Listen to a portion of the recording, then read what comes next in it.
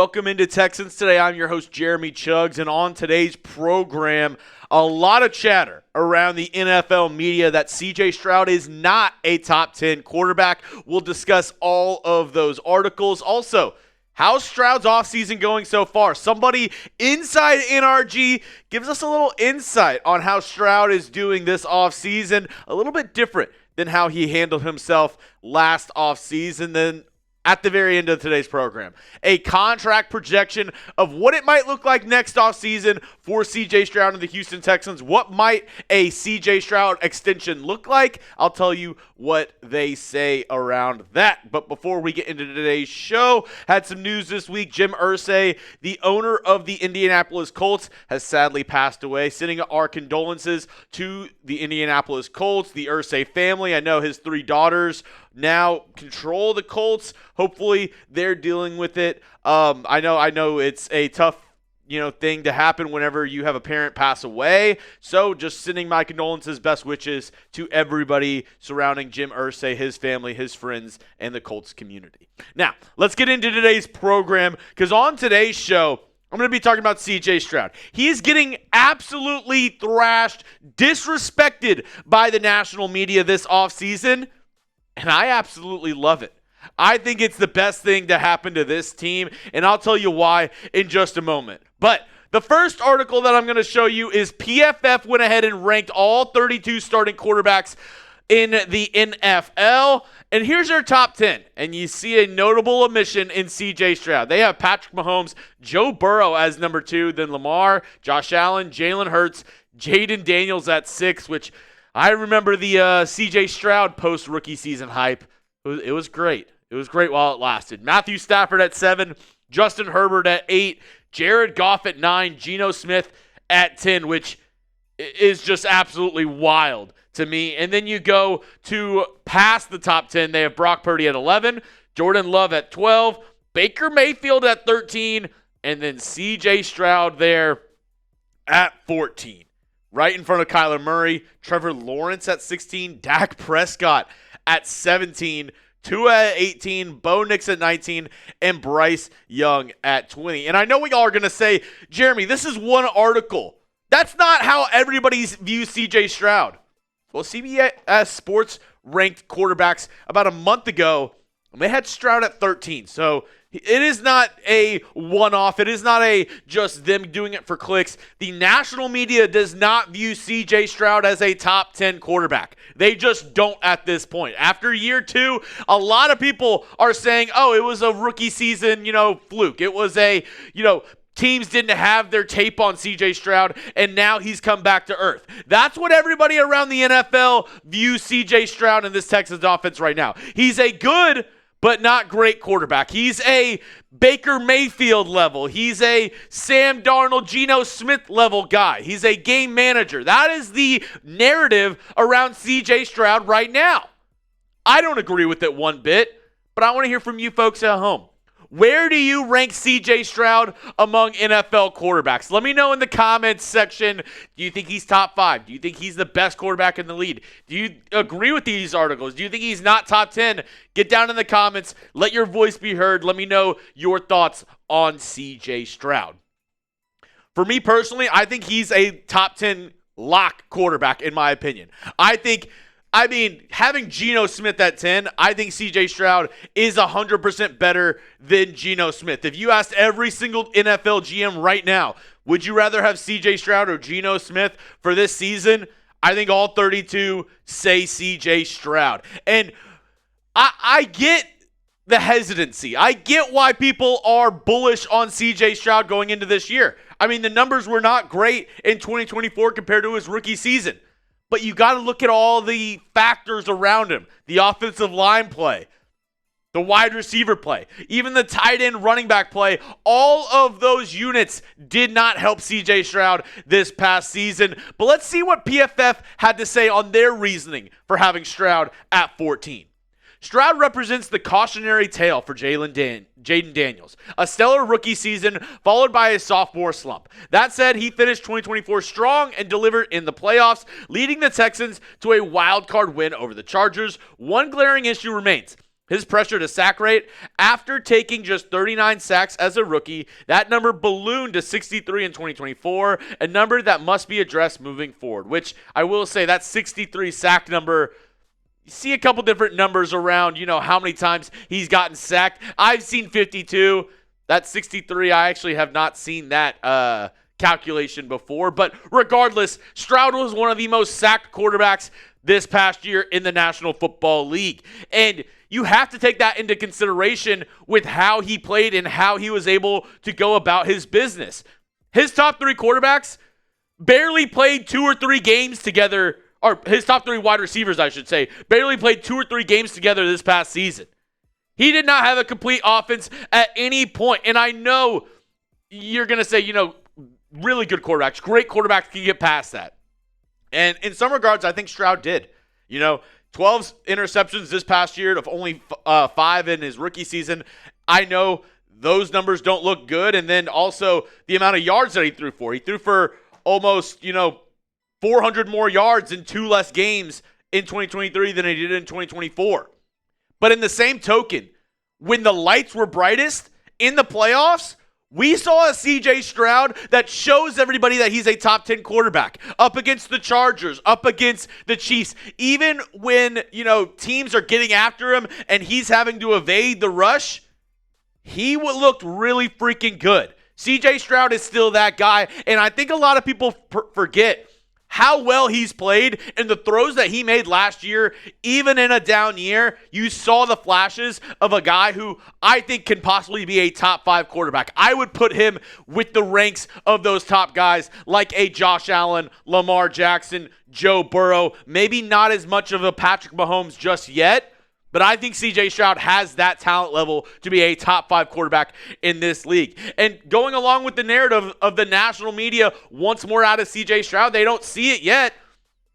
Fox Sports, they put CJ Stroud as one of the top 10 quarterbacks with the most to prove heading into 2025, and I could not agree more. And the funny thing is, this offseason we've all talked about, CJ Stroud, pretty quiet. You'll notice pretty quiet. And I actually had Cecil Shorts on the program earlier this week, and he had some interesting things to say around CJ Stroud, around this Texans team this offseason. If you missed it, here's a little snippet of what Cecil Shorts had to say on Stroud and the Texans going into this offseason. Everybody has something to prove. Everybody has something to prove. And the more articles that come out that doubt them, it's only going to be fuel to the fire. They hear it. They want it. Keep doubting. They want it. You got to remember they added certain people to that locker room to bring that edge to the team, right? You don't bring in a CJ Gardner-Johnson just to be a good guy in the community. You bring him to get guys fired up. You bring him to bring that edge, that swarm mentality that D'Amico talks about. You bring him in that locker room to get these guys going, hey, this is how we win the Super Bowl. This is what we have to do on offense and on defense. And as a team, this is mentally where we have to be. A football season goes up and down, right? But how can you be consistently good and find ways to win consistently? That's why you bring the guys you bring in the offseason. That's why you bring in these guys. Like, it's, to me, it's not far-fetched that, articles are thrown out there this time of year because they're trying to get the surprise pick and trying to get things correct. You know what I mean? When you look at the nitty-gritty, the Texans roster is better than everybody else in the AFC South. That's just what it is. You can say what you want. Even if the offense don't improve, how you going to score? If the offense don't improve, what are you going to do to that Texas defense? Barring injury, right? Barring injury. Yeah. Barring injury. What are you going to do? And one thing I love, that one person we haven't heard from a lot this offseason, which we heard a bunch the year before, is CJ Stroud. You know why? Because he's in the lab. Yeah, I mean, he's not a... He in the lab working. Hold on, Jeremy. Hold on. He working, Jeremy. He ain't doing what we doing, because last year he would have hopped on chat sports and been talking to you. He in the lab working, man. Like, this is what they do. They want they are thinking we work in silence, let everybody else talk what they want to do, and then we'll prove it on the field. 12 or 13 wins this year. You heard it. 12 or 13 wins. Okay. I like it, man. I like it. And if you want to see the complete interview that I had with Cecil Shorts. It is on the channel under the live tab. It was a great hour-long discussion I had with Cecil Shorts. We talked about the team. We talked about CJ Stroud. We talked about, his time with the Texans and guys that he played with. So if that's something that interests you, that is on the channel. I'll put that link in the comment section and description of today's video. But I loved what Cecil had to say about Stroud and this team. Because I want this team to be underdogs. I want them to be hungry. I know it's back-to-back AFC South champs, and everybody says, we don't really have any competition in this division, and the Texans just kind of easily walk into the playoffs where they face better opponents in the Chiefs and the Ravens and the Bills.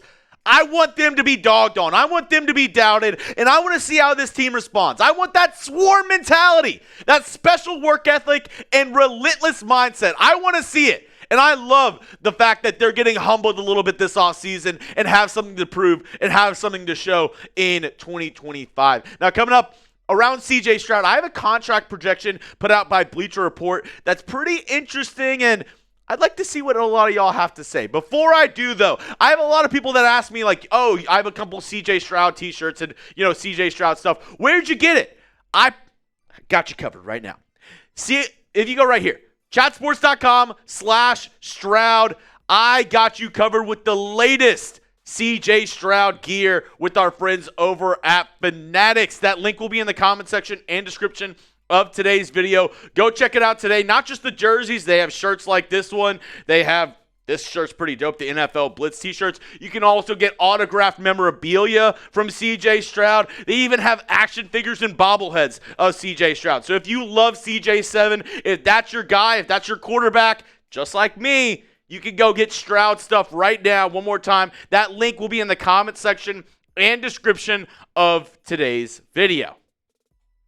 Now, CJ Stroud, his contract projection put out there by Bleacher Report. They put out a couple projections for Stroud and for Jayden Daniels.